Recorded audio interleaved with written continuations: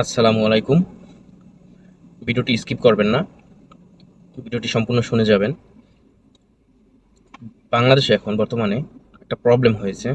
প্রবলেমটি হলো, যারাই ছুটিতে দেশে যাচ্ছে তারা আর রিটার্ন ফেরত আসতে পারছে না। যখন তারা এয়ারপোর্টে আসছে, এয়ারপোর্টে আসার পরে দেখে তাদের ভিসা অটোমেটিক ক্যান্সেল হয়ে গেছে। এই জিনিসটা এখন বর্তমানে অনলাইনে সব জায়গায় ছড়াছড়ি হয়ে গেছে যে ভিসা ক্যান্সেল হয়ে যায় অটোমেটিক। অটোমেটিক ভিসা ক্যান্সেল হয় কেন? যারা ভুয়া সার্টিফিকেট, জাল কাগজপত্র দিয়ে ভিসা লাগাইছে, এই ভিসা লাগানোর কারণে তাদের ভিসা ক্যান্সেল হয়ে যাচ্ছে। আরেকটা ক্যান্সেলের কারণ, যাদের লাইসেন্স, যে লাইসেন্সে তারা ভিসা লাগাইছে, ওই লাইসেন্স যদি রেনু না থাকে বা ওই লাইসেন্সে কোনো যদি প্রবলেম থাকে, জরিমানা থাকে, অটোমেটিক তারা ক্যান্সেল হয়ে যাচ্ছে। কারণ যখন এখান থেকে বাংলাদেশে চলে যাওয়ার পর যখন পাসপোর্টটা স্ক্যান করা হয়, তখন ভিসাটা তারা কম্পিউটারে ভেরিফিকেশন করে, দেখে কাদের পাসপোর্টের যে লাইসেন্স থেকে তারা ভিসাটা লাগাইছে ওই লাইসেন্সে রেনু আছে কিনা। যদি দেখে রেনু নাই, তাহলে অটোমেটিক ভিসাটা ক্যান্সেল হয়ে যায়। আর যদি দেখে যে তাদের ভুয়া সার্টিফিকেট, জাল কাগজপাতি দিয়ে ভিসা লাগাইছে, তাদের ভিসা অটোমেটিক ক্যান্সেল হয়ে যাচ্ছে। এই জিনিসটা এখন অ্যাভেলেবেল ধরা পড়তেছে। আমার নিজস্বই একটা লোক, আমরা একসাথেই থাকি, তার আত্মীয় দেশে গেছে, দেশে যাওয়ার পরে আসার সময় তারা অটোমেটিক দেখতেছে তাদের ভিসা ক্যান্সেল, তারা আসতে পারতেছে না।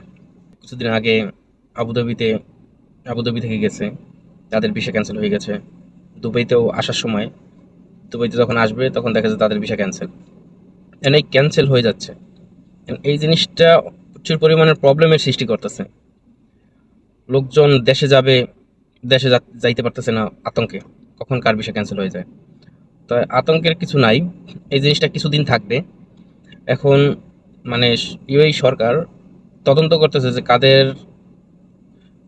যাদের কাগজপাতি, জাল সার্টিফিকেট, ভুয়া কাগজপাতি দিয়ে ভিসা লাগাইছে, মানে তাদের ভিসা ক্যান্সেল করার সম্ভাবনা থাকে দেশে যাওয়ার পরে। কারণ অটোমেটিক কম্পিউটারে স্ক্যান হয়ে যায় যে এইটা জাল কাগজপাতি, সার্টিফিকেট ভুয়া, এদের ক্ষেত্রে এই প্রভাবটা পড়ে বেশি। তাই যারা লিগালি, যাদের লাইসেন্স রেনু আছে, তাদের কোনো সমস্যা হচ্ছে না। দেশে যাওয়ার পরে আসার সময় কিছুটা প্রভাব পড়ে।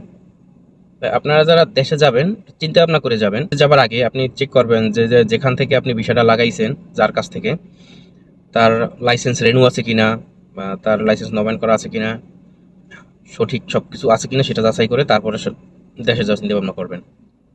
দেশে যদি যান, সম্পূর্ণ ঠিক কাগজপাতি আছে কিনা সব কিছু যাচাই বাছাই করে তারপর দেশে যাবেন, তার আগে দেশে যাবেন না। আমি কথাটা শুনে অনেক খারাপ লাগলো যখন দেখতেছি যে চারোতরফ মানে সবাই ভিসা ক্যান্সেল হয়ে যাচ্ছে, অনেকে দেশে যেয়ে আসতে পারছে না। এইগুলো শুনে অনেক খারাপ লাগছে।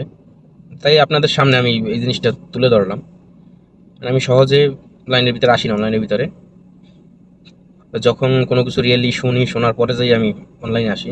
আপনারা আগে চেক করবেন যা আপনাদের লাইসেন্স ঠিক আছে কিনা, আপনাদের ভিসার কাগজপত্র ঠিক আছে কিনা, সব কিছু ওকে আছে কিনা। মানে এই মুহূর্তে আপনারা দেশে না যাওয়াটাই বেটার। যারা দেশে যেতে চাচ্ছেন, যারা দেশে যেতে চাচ্ছেন, তারা এই মুহূর্তে না গেলেই বেটার।